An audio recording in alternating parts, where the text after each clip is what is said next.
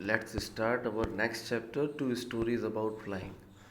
So in this lesson we are going to study two stories of flying. पहली है हमारी his first flight. ये एक पक्षी की कहानी है जिसमें उसके पेरेंट्स उसको तरह तरह के टास्क देते हैं, जिसके बाद वो एट लास्ट उस उड़ना सीख जाता है। और black aeroplane it is a kind of fiction story जिसमें कुछ पता नहीं होता है, शायद उसे हेलुसिनेशन होता है या कुछ सीक्रेट होता है which has been revealed at the end of the story.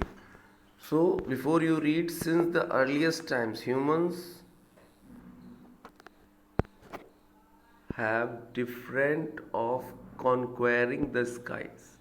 Here are two stories about flying. From the earliest time, since the human era began on this earth, humans desire is to conquer of to over the sky. मतलब conquer means होता है कब्जा करना. तो शुरुआत से ही human की एक डिज़ायर रही है कि वो आकाश पे भी कब्जा करे. हालांकि आज की डेट में है, लेकिन आज से सही 100-150 साल पहले ऐसा नहीं था. तब वो तरह तरह के आविष्कार करता था और पहली बार इंसान जो हवा में गया था वो गया था 16वीं शताब्दी में गैस बैलून के थ्रू. तो a young seagull is afraid to fly. How does he conquer his fear. एक यंग सीगल, सीगल मीन्स होता है एक तरह का पक्षी जो समुद्र में एक एक कॉन्टिनेंट से दूसरे कॉन्टिनेंट तक उड़ के जाता है. और दूसरा दूसरा है a pilot is lost in storm clouds. एक पायलट जो तूफान में फंस जाता है. Does he arrive safe, who helps him. क्या वो अराइव करता है सेफली, और अगर करता है तो उसकी हेल्प कौन करता है. अरे यार ये फिर से पढ़ना पड़ेगा.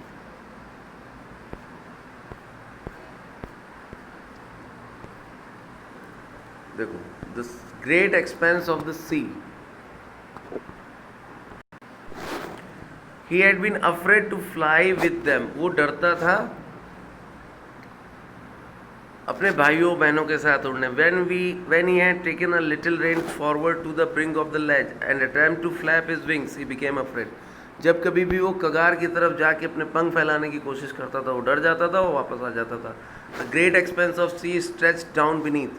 क्योंकि नीचे खुला समुद्र था and it was such a long way down, miles down. और बहुत दूरी तक समुद्र फैला था. उसको ये लगता था कि वो कहाँ जाके रुकेगा, क्योंकि ज़मीन थी नहीं नीचे, इसलिए वो डरता था. He felt certain that his wings would not support him. उसको ये लगता था कि उसके जो पंख हैं वो उसका सपोर्ट नहीं करेंगे. So he bent his head and ran away back to the little hole under the ledge. इसलिए वो वापस सर घुमा के वापस अपने लेज में आ जाता था. Where he slept at night, जहाँ पर वो रात में सोता था. Even when each of his brothers and his little sister whose wings were far shorter than his own. इसके पंख कई गुना ज़्यादा छोटे थे उसके खुद से. रेन टू द ब्रिंक, वो दौड़ते थे ब्रिंक की तरफ. फ्लैप देयर विंग्स, अपने पंख फैलाते थे और उड़ जाया करते थे. He fail to muster up courage and to take that plunge which appear to him so desperate. वो साहस इकट्ठा करने में डरता था और उड़ने में डरता था, चूँकि उसे डर लगता था अपनी लाइफ को गंवाने का. इस father and mother had come around. उसके माता पिता आया करते थे उसके पास. कॉलिंग हिम श्रीली, उसको बोलते थे कि तुम बहुत बड़े बेवकूफ़ हो. अपब्रेडिंग हिम, गाली देते थे उसको. Threatening to let him starve, उसे धमकी देते थे कि वो उसको भूखा मार डालेंगे. ऑन हिज लेज, उसी लेज में, अनलेस ही फ्लू अवे, जब तक कि वो नहीं उड़ान भरेगा. For the life of him he could not move. लेकिन डर के मारे, अपनी लाइफ बचाने के कारण वो कभी भी मूव नहीं करता था. That was 24 hour ago. Since then nobody had came near him. 24 घंटे हो गए थे, कोई भी उसके पास नहीं आया था. द डे बिफोर, एक दिन हो चुका था. All day long he had watched his parents flying about with his brothers and sisters. लगभग उसे हो गया था पूरा दिन देखते हुए अपने माता पिता को अपने भाइयों और बहन के साथ उड़ते हुए, ये देखते हुए कि कैसे वो उसे सिखा रहे हैं. Perfecting them in the art of the flight, कैसे वो उड़ने की कला उनको सिखा रहे हैं. Teaching them how to skim the waves and how to dive for fish. ये सिखा रहे हैं कि कैसे लहरों के ठीक ऊपर उड़ा जाता है और कैसे फिश के लिए डाइव लगाया जाता है. He had in fact seen his older brother catch his first herring. Herring एक मछली होती है. And devour it. वो देख रहा था कि कैसे उसके भाई ने अपनी पहली मछली पकड़ी और उसे उठाया मुंह में, स्टैंडिंग ऑन अ रॉक, और चट्टान पे पटक के अब उसे खा रहा था. While his parents circled around raising a proud cackle. पक्षी जो आवाज़ निकालते हैं वो निकाल रहे थे उसके माता पिता. क्यों? वो एक तरह से शाबाशी दे रहे थे अपने बेटे को कि उसने बहुत बड़ी जंग जीत ली है. And all the morning the whole family had walked about on is the big plateau midday down the opposite cliff taunting him with his covered eyes. इसको ध्यान से समझिएगा, इससे रिलेटेड क्वेश्चन मैं दे सकता हूँ. And all the morning the whole family, उस पूरी सुबह सुबह जो पूरी की पूरी जो इनका परिवार है, walked about on the big plateau Midway. आपने ज्योग्राफी में पढ़ा होगा प्लेट्यू क्या होता है. प्लेट्यू एक तरह की चट्टान होती है, मतलब पठार वाला हिस्सा होता है, जो चट्टानी इलाका होता है उसे कहते हैं प्लेट्यू.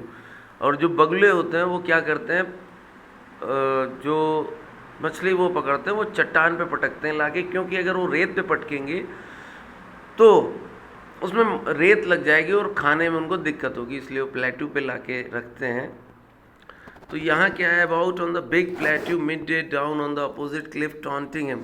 तो यहाँ पर जितने प्लेट्यू थे और mid day down opposite cliffs थी. क्लिफ्स मीन्स होता है घाटी, मतलब पहाड़ का किनारा. वो उसको टॉन्टिंग कर रहा था किस चीज़ पे, ऑन हिज कवर्ड आइज, उसके कायरपन पे. The sun was now ascending the sky. Sun उग रहा था, blazing on his ledge that faced the south. दक्षिण की तरफ मुंह किए हुए जो उसकी लेस थी. He left felt the heat. वो गर्मी तो महसूस कर रहा था, because he had not eaten since the previous nightfall. पिछले 24 घंटे से उसने कुछ भी नहीं खाया था. Step slowly out of the brink of the ledge. उसने कदम बढ़ा के धीरे से रखा ब्रिंक पर, लेच के. And standing on one leg with the other leg hidden under his wing. क्या किया उसने, देखिए, स्टैंडिंग ऑन वन लेग, एक पैर पे खड़ा हो गया, with the other leg hidden under his wing. जैसे गाड़ी को साइड स्टैंड पे खड़ा करते हैं, ठीक उस तरह वो खड़ा हो गया.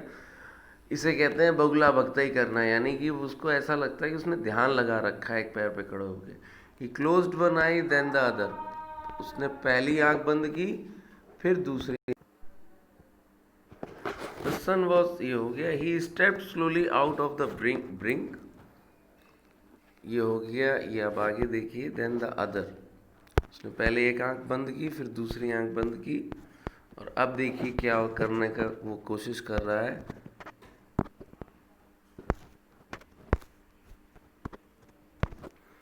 And pretended to be falling asleep. ऐसे दिखा रहा था वो पूरी दुनिया को जैसे कि वो सो रहा है. Still they took notice of him. यहाँ पर देखिए जो टुक दे आया है, दे, ये दे रिजेंबल कर रहा है उसके मदर और फादर को. ये क्वेश्चन मैं पूछ सकता हूँ. He saw his two brothers and his sisters lying on the plateau dozing with their heads sunk into their necks.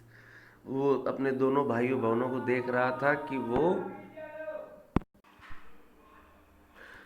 his father was preening the feathers on his white cock. Preening means होता है जैसे हम बाल संवारते हैं, वैसे पक्षी अपने पंख संवारते हैं. तो उसके पिताजी ये कर रहे थे. Only his mother was looking at him. उसकी माँ उसकी तरफ देख रही थी. She was standing on a little high hump on the plateau. वो थोड़ी ऊंचाई पे खड़ी थी और वाइट ब्रेस्ट थर्स्ट फॉरवर्ड.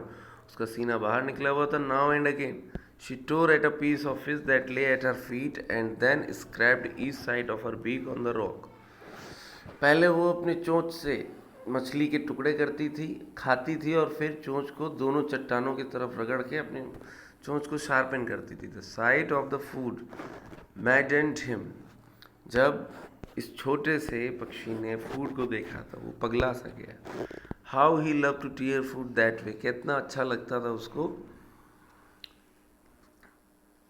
अपने इस तरीके से फूड को खाना, यानी मछली को खाना है. Scraping his beak now and again to whet it. Whet means जैसे मैंने बताया था शार्प करना. अब वो चिल्लाया भूख के मारे. गागा गा. He cried beginning cried begging her to bring him some food. वो चिल्ला रहा था भीख मांग रहा था कि अपनी माँ से कि कुछ फूड ला के दे. She screamed back derisively. Derisively का मतलब देखिए, in a manner showing someone that she or he is stupid. उसकी माँ ने बोल के दिखाया कि भाग चूतिए, तुमको जो है ये सब नहीं मिलेगा. But he kept calling patience plaintively, and after a minute or so he uttered a joyful scream. His mother had picked up a piece of fish and was flying across to him with it. थोड़ी देर बाद उसकी माँ ने एक piece तोड़ा और उसकी तरफ फ्लाई किया. He leaned out eagerly, tapping the rock with his feet, trying to get nearer to her as she flew across.